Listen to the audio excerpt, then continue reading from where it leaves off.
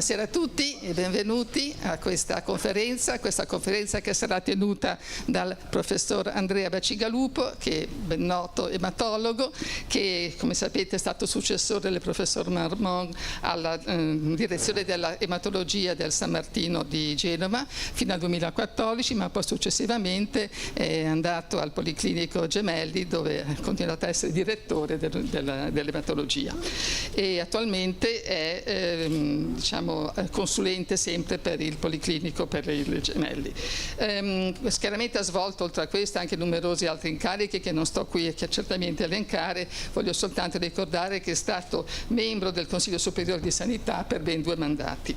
I suoi interessi scientifici sono molto ampi, ne elenco alcuni, che vanno dal trapianto di midollo osseo allogenico all'anemia aplastica, dalla recidiva leucemica post-trapianto alle infezioni virali.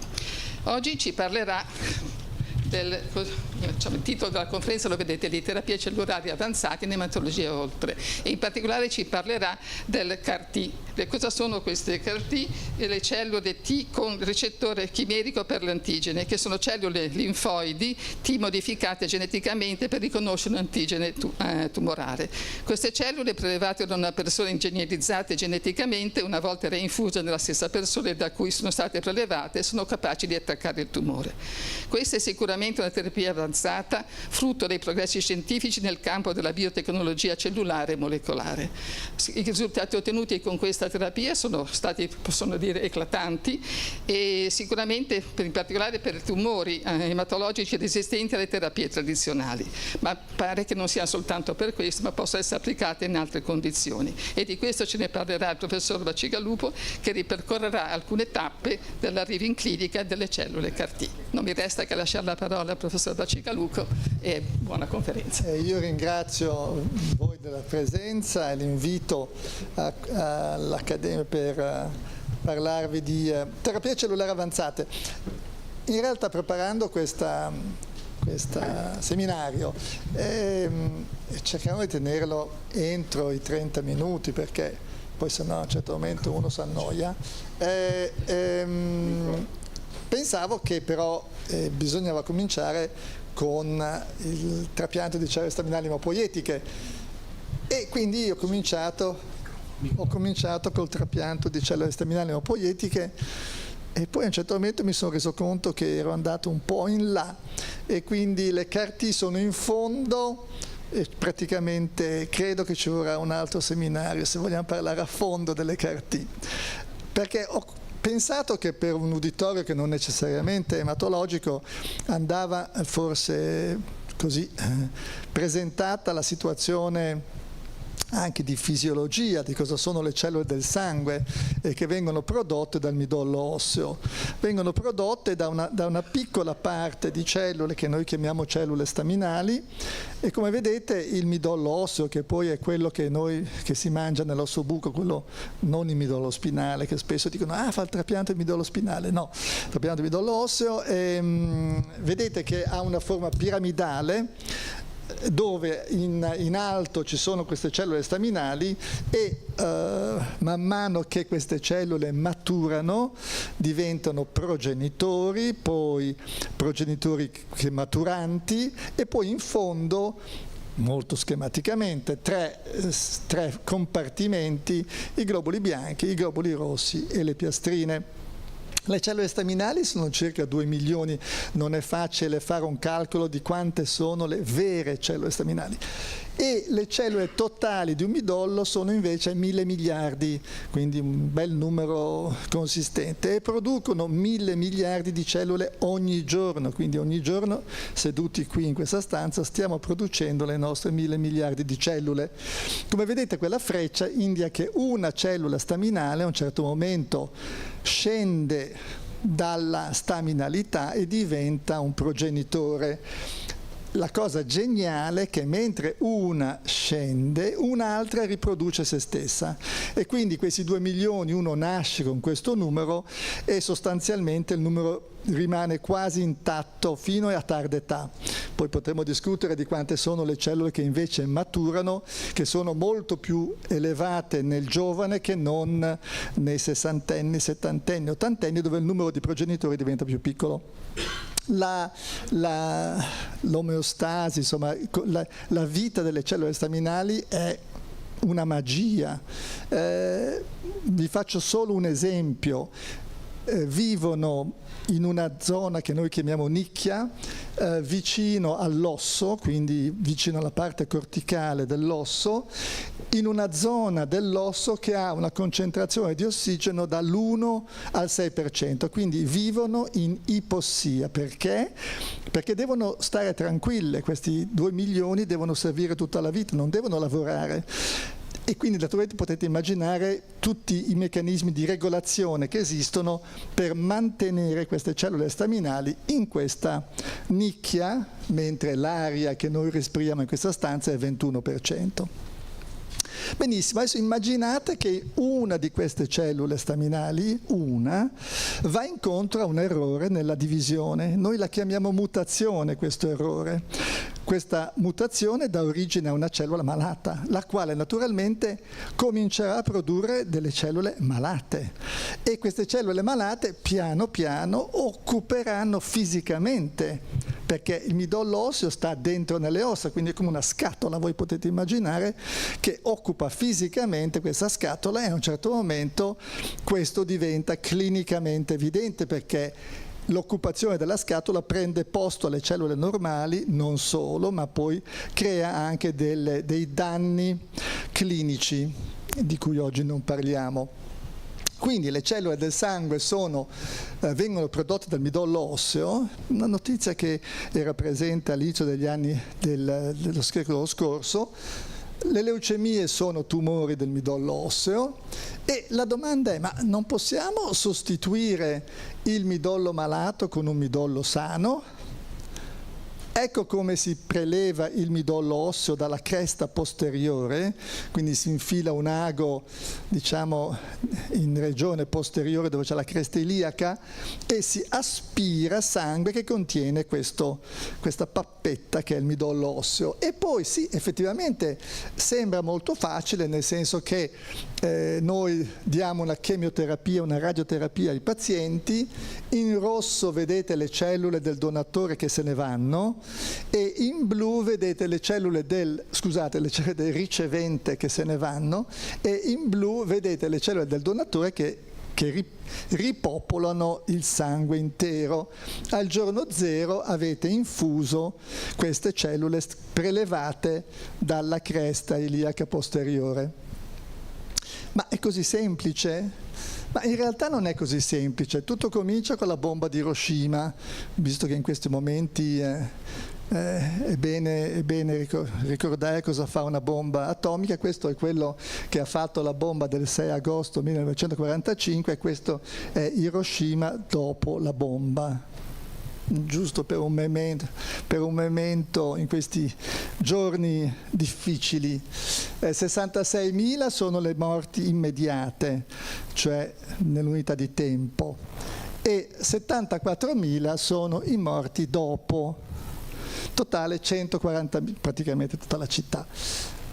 La cosa interessante è che un mese dopo un giornalista della Reuters scrive che i pochi sopravviventi di Hiroshima, un mese dopo la bomba, senza nessuna particolare ragione, questo è molto interessante, senza nessuna ragione particolare, non stanno bene, hanno perso l'appetito, hanno perso i capelli, hanno macchie blu sulla pelle, sanguinano e poi muoiono.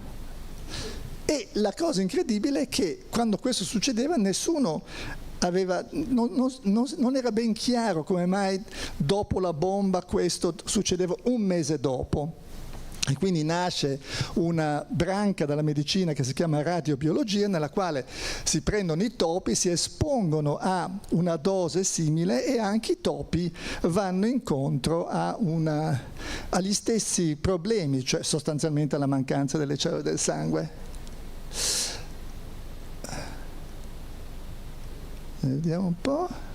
Finché 5 anni dopo, quindi ci sono avuti 5 anni di lavoro nell'animale, mi piace molto questa diapositiva perché dice anche di come i ricercatori vivono queste esperienze difficili, no? Perché immaginate la bomba del 45, sono passati 5 anni e ancora non si riesce nell'animale a recuperare, non si riesce a risolvere il problema, cioè gli animali continuano a morire, si iniettano degli organi, il timo, la milza, ma gli animali muoiono tutti.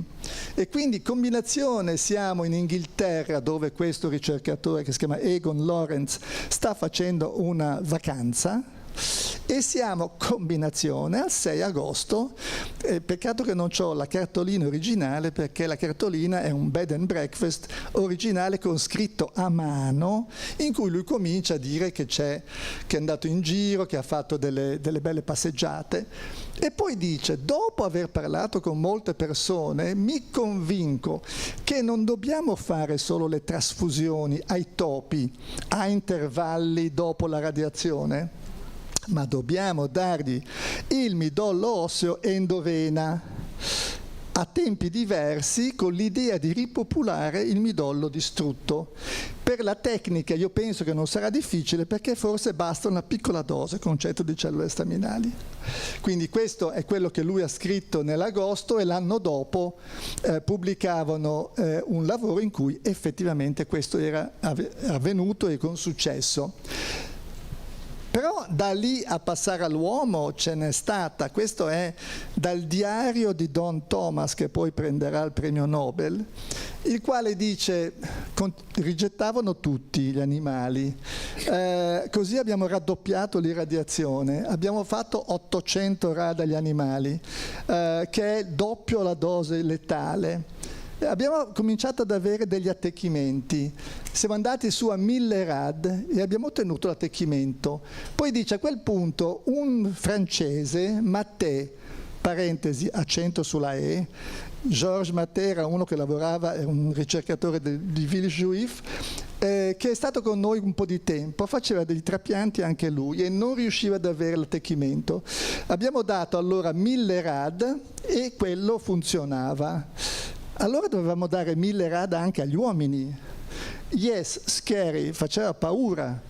Non sapevamo neanche se il midollo endovena nell'uomo avrebbe funzionato o meno, perché funzionava nel topo e anche nel cane, ma nell'uomo sto pensando, pensate al comitato etico, presentare uno studio di fare 1000 rad a un uomo e poi dargli endovena il midollo di un altro, non sarebbe mai passato, penso, e era molto difficile anche dare questa dose così grande di radiazione. Comunque, i primi ovviamente pazienti sono stati degli insuccessi e nel 70, quindi siamo 20 anni dopo, 200 pazienti pubblicati, tutti deceduti. Quindi forse poteva finire lì, era finita, non se ne faceva più niente perché 200 pazienti deceduti sono tanti che non funziona. Però tanta gente, ci sono state delle persone che ci hanno creduto, ciò nonostante. Uno era questo Dirk van Beckum olandese che ci ha spiegato tutto come funziona il trapianto nel topo, un altro è Jan van Rode che è stato molto importante nella scoperta della compatibilità fra donatore e ricevente, Don Metcalf che ha scoperto i fattori di crescita che fanno crescere perché le cellule del sangue crescono, ci sono i fattori dei globuli bianchi, ci sono i fattori di crescita come degli ormoni dei globuli rossi, per esempio l'eritropoietina, e naturalmente Don Thomas che ha sviluppato il modello cane e poi nell'uomo e che poi ha preso il premio Nobel.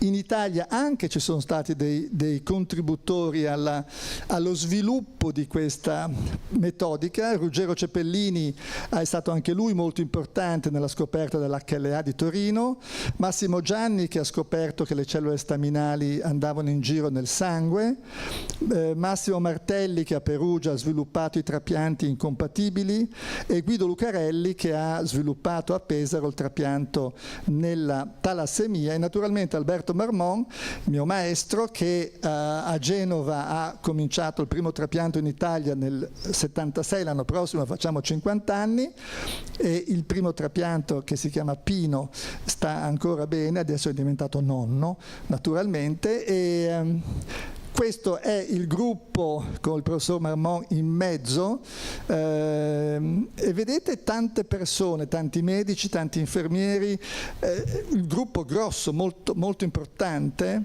e questo vi dice che la procedura non è facile, è una procedura complicata, perché il paziente è molto complesso, quindi si tratta di trasferire cellule da un individuo a un altro individuo, e quindi diventa molto impegnativo, sia dal punto di vista delle terapie da fare che anche dall'impegno di tutti. E a San Martino, questi sono i numeri, abbiamo cominciato con un trapianto nel 76 e al 2024 siamo a 3.761 trapianti. 3.761, non so se Genova, che è una città piccola.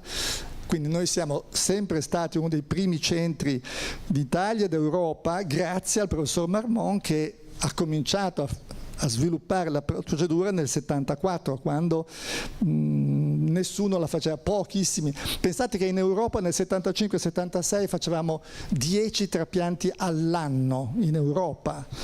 E quindi era una procedura perché? Perché era rischiosa, perché i pazienti morivano, perché era molto difficile e complicata. E abbiamo ridotto la mortalità dal 40 all'8% nel corso degli anni, quindi era anche una procedura purtroppo con delle complicazioni severe. Nasce un'organizzazione mondiale, siamo a 1,5 milioni di trapianti nel mondo, quindi non so se vi ricordate, 200 pazienti deceduti nel 70, non proprio, siamo nel 24, 1,5 milioni, quindi grandi numeri, stiamo facendo circa 50.000 trapianti da donatore all'anno, quindi grandi numeri, e i grandi numeri secondo me sono sempre segno di successo. Al paziente, quando mi chiede delle opinioni, dico sempre è molto importante il numero, cioè quanti pazienti sono stati fatti con una procedura piuttosto che con un'altra.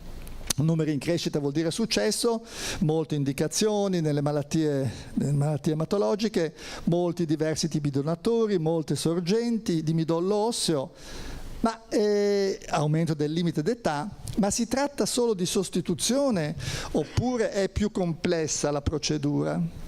E naturalmente è più complessa, nel senso che, come vedete, il donatore in azzurro può riconoscere estraneo il ricevente in rosso e gli dà una reazione, una malattia che si chiama GVH, graft versus malattia trapianto verso l'ospite, e il ricevente in rosso può riconoscere estraneo il donatore e gli dà una reazione che ovviamente noi chiamiamo rigetto.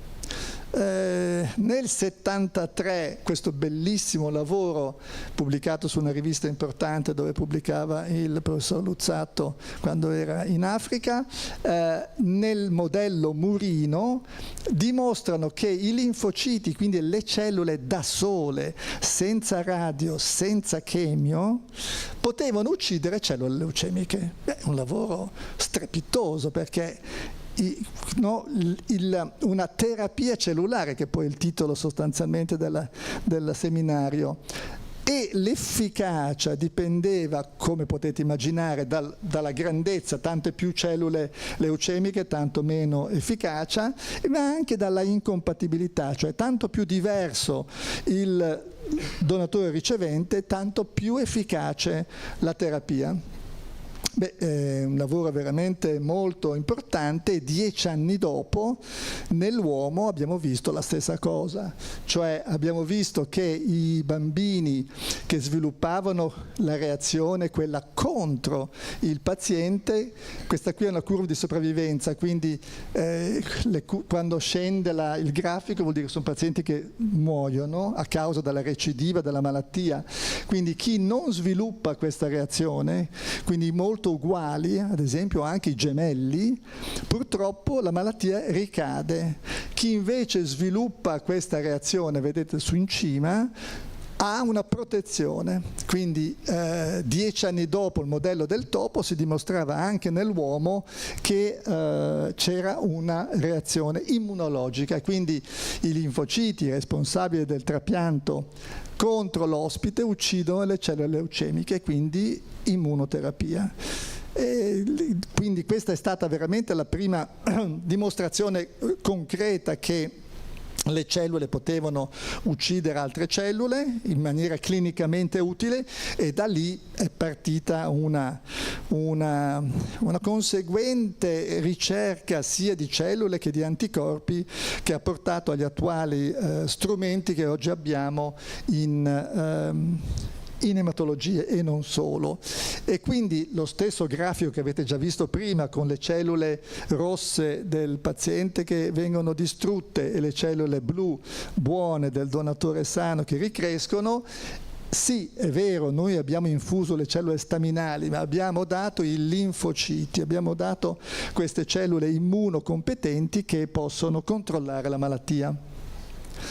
Quindi stiamo parlando di immunoterapia, quindi questa è la dimostrazione che il trapianto di midollo ha aperto la strada dell'immunoterapia, ed eccole queste cellule. Una bellissima immagine dei linfociti in azzurro, erano quelli del donatore sano, e la gialla è la cellula tumorale, direi abbastanza, no? E noi, quindi queste sono le cellule che sono dentro nel prelievo che voi avete fatto dal donatore, ha già quelle cellule lì che possono riconoscere le cellule leucemiche del paziente e possono aggredirle. E naturalmente quello che possiamo fare oggi è che possiamo modificare queste cellule addirittura usando le cellule del paziente stesso per ottenere lo stesso risultato. Ed ecco la copertina di Time Magazine. Cosa succede se potessimo insegnare al vostro sistema immunologico di uccidere il cancro? Dentro la terapia brutalmente selettiva, brutalmente nel senso che serve per uno, non è una terapia che possiamo dare come l'aspirina per tutti, no, questa è una terapia per una persona, o le cellule di un altro o le cellule sue, ma sempre per uno.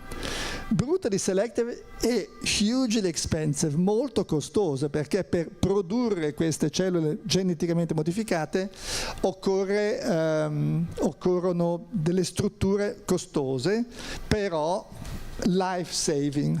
Quindi gli studi che dimostrano che pazienti terminali, pazienti addirittura non più responsivi neanche al trapianto, potevano essere salvati da terapia con cellule geneticamente modificate. Ed eccole queste CAR, proprio molto sinteticamente, vedete in alto la cellula T, cioè il linfocito, in basso la cellula tumorale in questo caso, ed è una combinazione fortunata.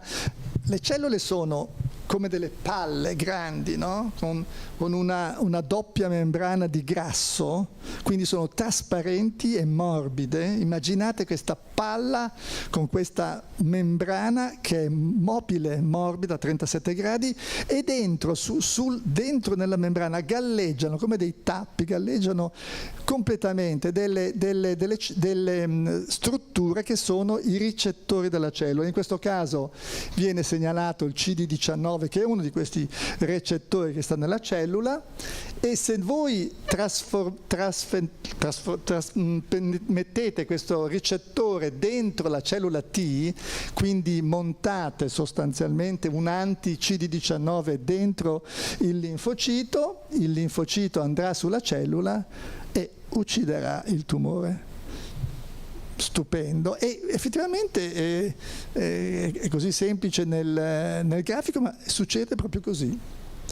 Come ho detto, non vi chiederò con lo sviluppo delle CAR-T, basta dire che sono assolutamente di successo, nel senso di nuovo che possono curare i pazienti, possono curare in modo definitivo, cioè guarire 30-40% di pazienti refrattari recidivati affetti da linfoma, da leucemia linfoblastiche. Adesso sono arrivate le CAR per il mieloma, ci sono in corso sperimentazioni nel neuroblastoma, in alcuni tumori solidi, e lo sviluppo straordinario, come avete anche sentito nell'abstract che avevo mandato, è che adesso vengono utilizzate anche nelle malattie autoimmuni.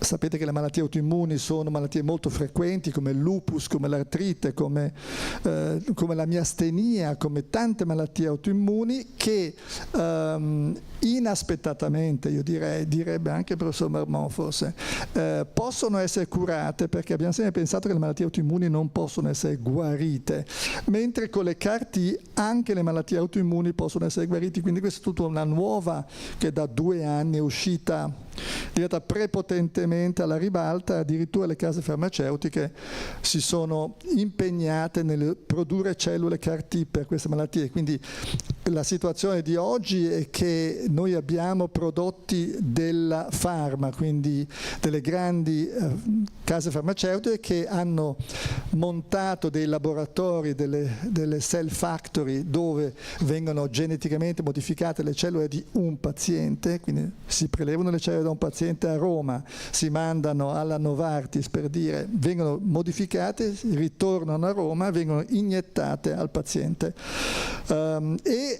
Attualmente stiamo facendo circa 1000 di queste procedure all'anno solo in Italia. Quindi è una procedura in grande espansione. Naturalmente voi pensate solo cosa succederà quando queste cellule saranno disponibili anche per i tumori solidi, che oggi non lo sono, c'è solo il neuroblastoma. Pensate al cancro del colon, pensate al polmone, pensate a qualsiasi dei tumori comuni. Quindi grande sviluppo, grande attesa per ulteriori nuove sensazionali scoperte. E grazie per l'attenzione.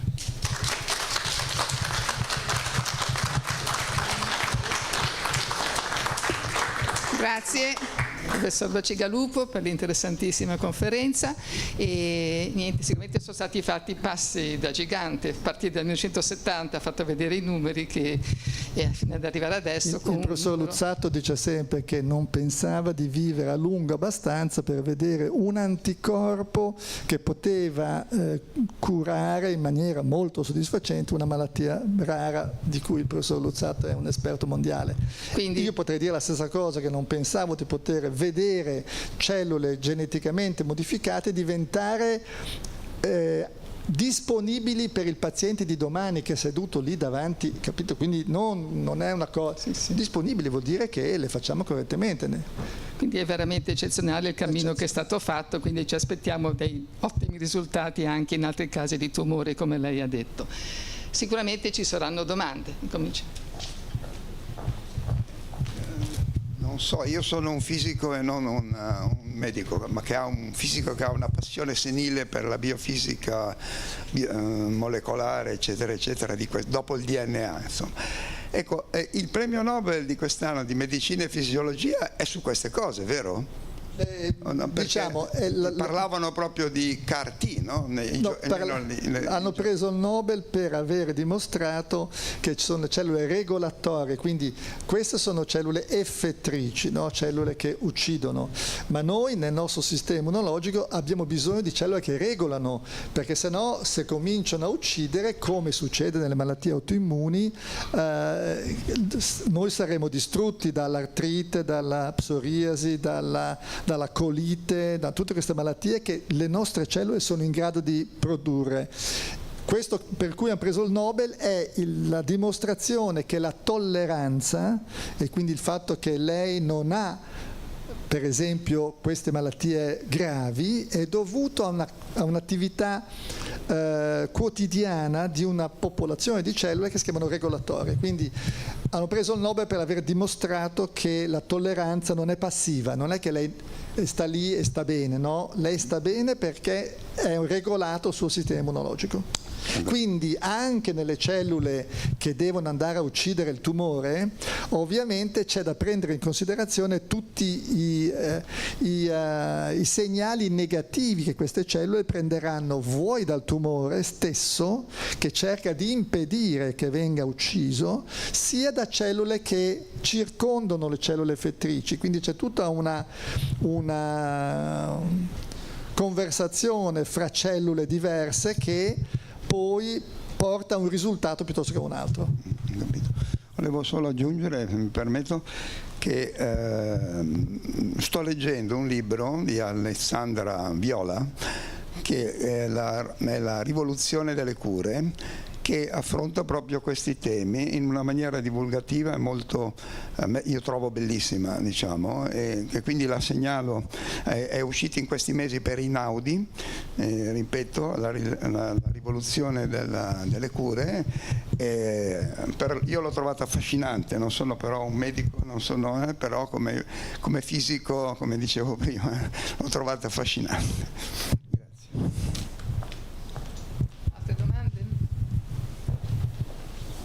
Grazie. Complimenti davvero professore, grazie davvero per questa presentazione così illuminante, così affascinante anche io non c'entro niente con la medicina, sono ingegnere, quindi però la scienza ovviamente poi applicata su quello. E chiedevo, accennato adesso il discorso le cure sui tumori solidi. Penso che sia la nuova frontiera, e lì che previsioni potrebbero esserci come progressi? Il problema dei tumori solidi è che lei deve mettere in conto che queste cellule che poi noi andiamo a reiniettare nel paziente sono molto potenti. Allora il bersaglio, che in quel caso che ho fatto vedere è il 19, il bersaglio deve essere su tessuti di cui lei può fare a meno, perché sennò io la deprivo di un tessuto cruciale. Quindi noi possiamo solo produrre cellule CAR contro antigeni che sono tanto che hanno una bella antigenia, quindi possono essere ben riconosciuti da queste cellule, ma soprattutto bisogna essere sicuri che non interferiscono con tessuti vitali, quindi il problema dei tessuti sani, colon, mammella, polmone, mammella forse anche no, perché però nella mammella per esempio ci sono i tessuti di rivestimento, i tessuti connettivi. Lei capisce che se lei mette dentro delle cellule, queste reagiscono contro il connettivo è dappertutto, allora lei perde le articolazioni, perde... Oppure quindi, il cervello anche. Sì, insomma, quindi la difficoltà è quella. Noi abbiamo un gruppo al Gemelli, Ruggero De Maria è un ricercatore che si occupa, gli ho detto: di cosa ti occupi? Io mi occupo di cellule staminali neoplastiche. Gli ho detto, non è facile, perché le cellule staminali, quelle dell'ematologia, della leucemia, sono molto simili alle cellule staminali normali, quindi distinguere la cellula staminale normale, quindi mi ha fatto subito molta impressione che mi dicesse cellule staminali del cancro del colon. Che uguaglianza c'è fra quelle e quelle normali? È quello il problema, no? Perché sennò sarebbe facile, però io credo che ci arriveremo. E lì avrebbe una funzione eventualmente anche, non so, computer quantistici o cose del genere, oppure no? Beh, penso che la capacità computazionale che noi oggi abbiamo certamente lei mette in screening, no? 100 diverse di questi tappeti che sono sulla cellula, e l'intelligenza artificiale potrebbe selezionare quelli che più probabilmente possono essere buoni obiettivi. Sì, certo che è utile. Però per parlare di intelligenza artificiale, nel libro, per segnalare i libri di Enrico Pedemonte, che è un giornalista genovese, che si chiama La fattoria degli umani, molto bello, che vi consiglio, che ci spiega cos'è internet, cos'è Google e come si arriva all'intelligenza artificiale. Dice sì, certo, noi con la potenza computazionale, per esempio, possiamo con gli algoritmi produrre delle nuove strutture chimiche potenzialmente utili. Quindi non so, uno vuole la nuova terapia per la malaria, guardo il professor Luzzatto che è un grande esperto di malaria, e noi con l'intelligenza artificiale, con l'algoritmo, lui continua a girare e continua a produrre nuovi, e alla fine, dopo non so migliaia o miliardi di passaggi, ha prodotto 20 nuovi farmaci per la malaria. Un ricercatore ha detto: proviamo a fare il contrario, giro al contrario, chiediamo all'intelligenza artificiale di farmi un farmaco sempre peggiore e gli faccio fare 1 miliardo di passaggi, 20 sostanze terrificanti, che lei ne basta una goccia in questa stanza e siamo tutti morti. No, questo quindi, no, può andare in questo senso, ma anche in questo. Enrico Pedemonte, La fattoria degli umani, bellissimo. C'è un'altra domanda? Qualche altra domanda? A parte i complimenti, però voglio dire, sicuramente i successi sono tanti, relativamente in un tempo ristretto, diciamo, sono cresciuti negli ultimi anni. Ci sono comunque dei limiti. Un limite è il costo di queste terapie. Questo è uno. Io ormai cito il professor Luzzatto ogni 2 frasi, no, perché è una delle cose di cui il professor Luzzatto, avendo lavorato in Inghilterra e in Italia, ma anche in Africa, è molto sensibile a questo, non perché lo dice, ma perché lo ha vissuto. Certo. Perché per esempio la cura di cui lui è così entusiasta è molto cara, certo. 300.000 all'anno a paziente, meno male che è una malattia rara. Queste carti anche loro viaggiano sulle 250.000 euro cada uno, ma è un one shot, quindi ecco, pensate che però la terapia di alcune malattie oggi ematologiche parliamo dai 5 agli 8.000 euro al mese, quindi in un anno siamo 80.000 e quindi in 5 anni siamo di nuovo lì, quindi il costo sì è un problema, e si spera che aumentando il numero il costo diminuisca, però il costo rimane un problema. L'altro aspetto interessante è quello di poterlo usare per le malattie autoimmuni. Quello è un mondo. Nelle autoimmuni c'entra anche il diabete, non mi sembra? È una bella, assolutamente sì, assolutamente sì, anche se i diabetologi sono così conservatori che loro l'insulina e basta. La terapia immunologica perché loro non vogliono rischi, però la reumatologa che c'è, la Gemelli, la professoressa D'Agostino, è molto amica di questo Schett, che è un clinico medico di Erlangen, dove c'è una clinica medica, una immunologia, una terapia cellulare e una reumatologia, e quindi insieme hanno sviluppato 3 anni fa questo programma di terapia nelle malattie autoimmuni che ha avuto un successo, è stata notevole, sì, understatement, strepitoso, nel senso pazienti che sono a 3 anni dalla one shot, una terapia senza cortisone, senza malattia. Bene, grazie. Se ci sono altre domande. Altre curiosità. Grazie Andrea. C'è un solo critica molto botte che vorrei farti, Andrea Bacigalupo è troppo modesto, perché per fare arrivare a quello che lui in mezz'ora ci ha sintetizzato occorre una vita di lavoro, e perché ci ha dimostrato come nonostante molti titoli accademici tendono a suddividere le discipline, soltanto nel tuo caso, coniugando l'ematologia, l'immunologia e la buona medicina, che si può arrivare a questi punti. Ho anche un paio di aneddoti. Il primo, siccome hai nominato il compianto Ruggero Ceppellini, uno degli scopritori, come hai detto, dell'HLA, che è fondamentale per il trapianto di midollo, e però ricordo benissimo che, siccome ho avuto il piacere di conoscerlo, che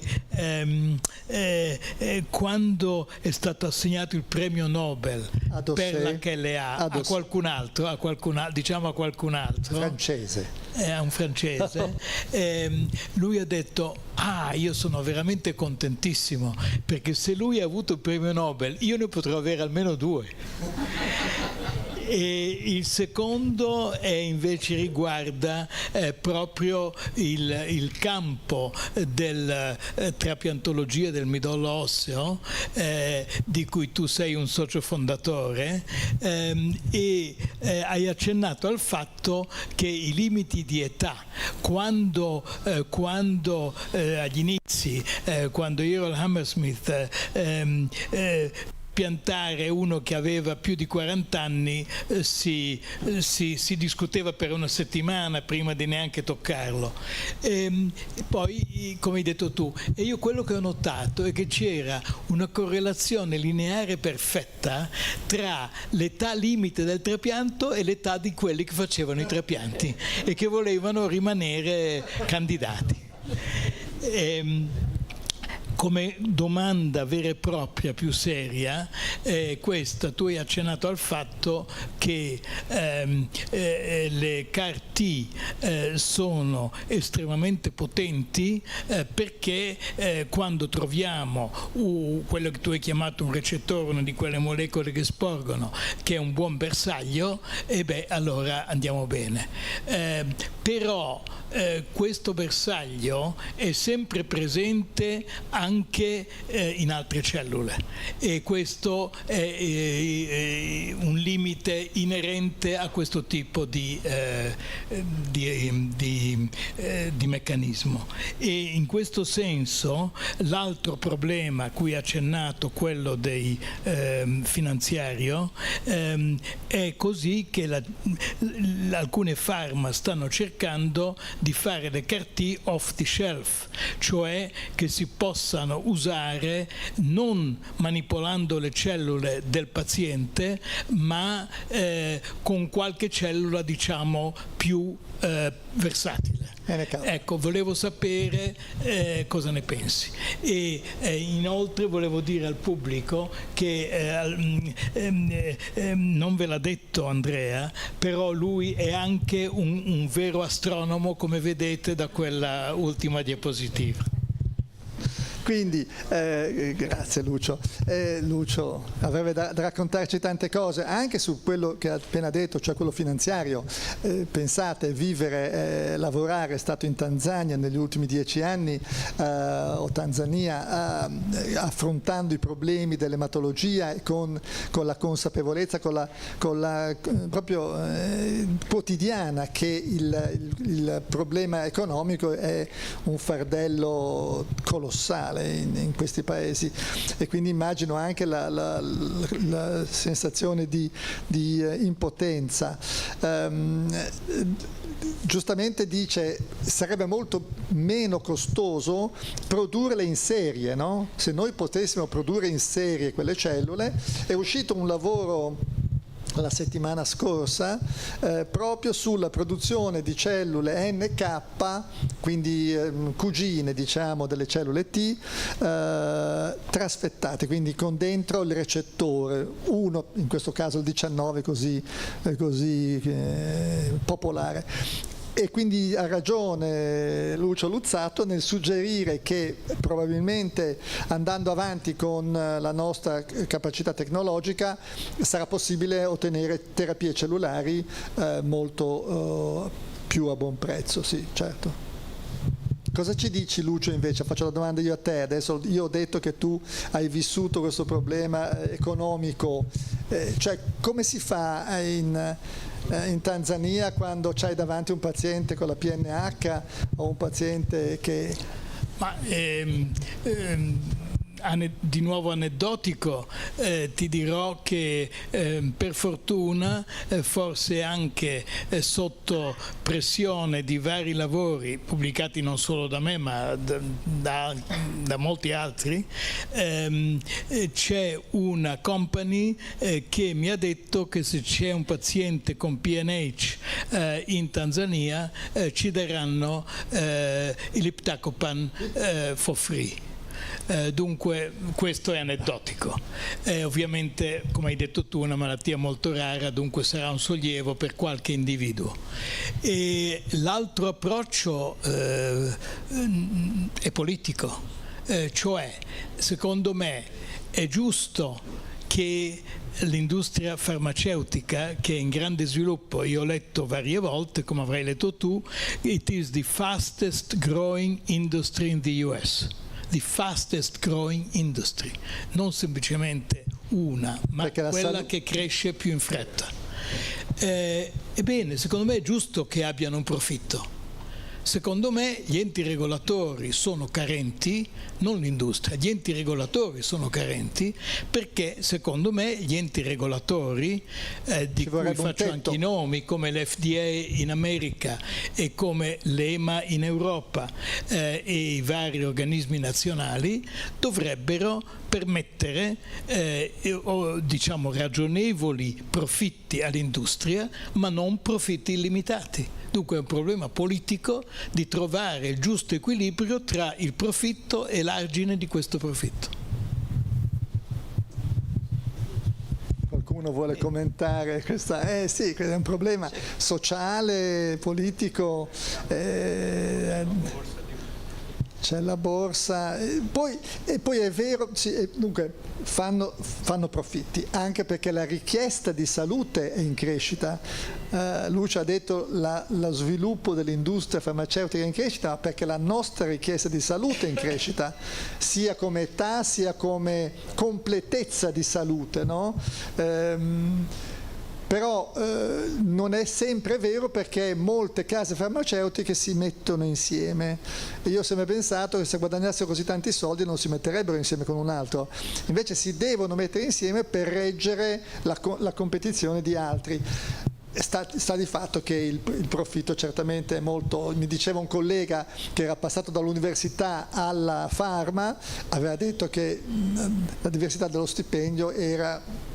Non c'era paragone insomma, fra quello che prendeva all'università e quello che prendeva in una compagnia farmaceutica. Quindi potremmo concludere che il problema è politico essenzialmente da questo punto di vista, almeno in parte.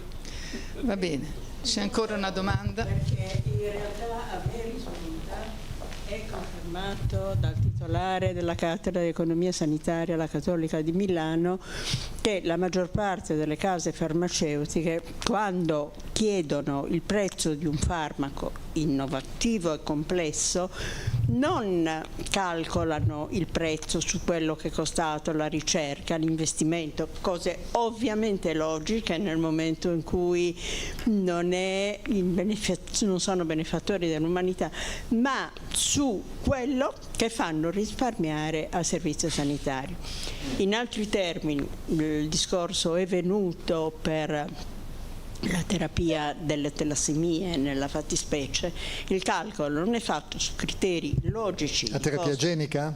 Esatto. Terapia genica, 2 milioni.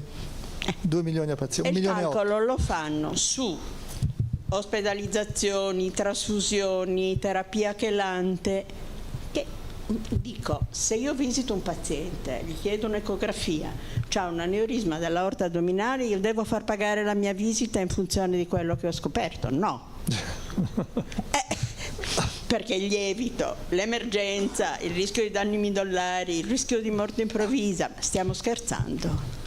E ne conveniva perfettamente, perché io mi sono basata sulla sua risposta a domanda estremamente precisa da parte mia. Lui mi ha dato la risposta: non è giustificato da criteri commerciali.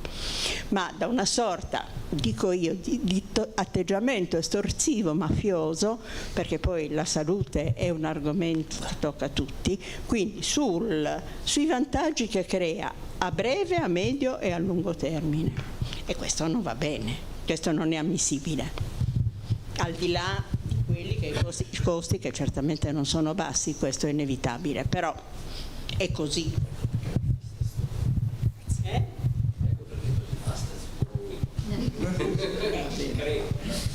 Va bene. Penso che sicuramente è stata interessante la discussione che ne è seguita la conferenza. Direi che possiamo chiudere qui. Ringraziamo ancora il professor Bacigalupo. Grazie.